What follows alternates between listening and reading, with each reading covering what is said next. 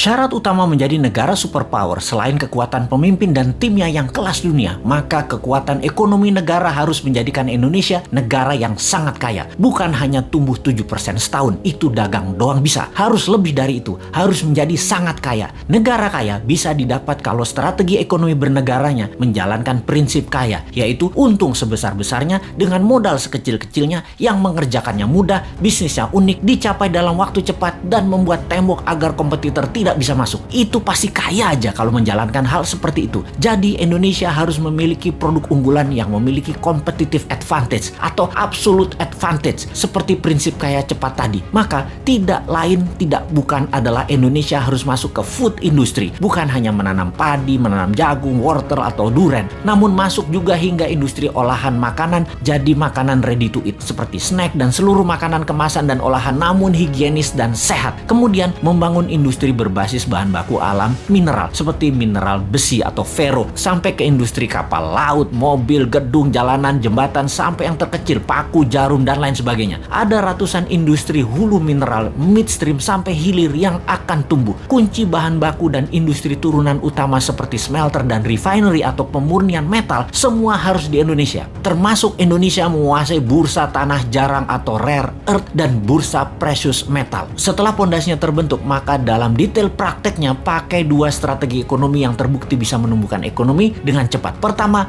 bottom up, dari bawah ke atas, di mana kita akan membuat UKM scale up dari 20 juta pengusaha kelas kecil saat ini, 50%-nya dalam waktu 10 tahun menjadi pengusaha kelas menengah, dan 50% kelas menengah tadi menjadi kelas besar dengan pinjaman 0% menggunakan printing money yang diutamakan adalah industri serta manufaktur. Yang kedua adalah trickle down, dari atas ke bawah, di mana kita akan membuat 1000 konglomerat baru. Program ini bernama Bossman Boys. Setiap provinsi akan diseleksi mereka yang nasionalis, sudah memiliki pengalaman bisnis minimum 10 tahun, sudah memiliki organisasi dan tim manajemen yang tangguh. Mereka rata-rata akan diberikan standby loan 5 triliun rupiah tanpa bunga yang harus dikembalikan dalam 7 tahun utuh. Seleksinya nasional berdasarkan prestasi, meritokrasi sistem. Yang terpenting karakternya adalah NKRI garis lurus, visioner, agresif, dan terukur. Oligarki mules nih kalau program ini dijalankan. Makanya jangan pilih Mardigu jadi presiden.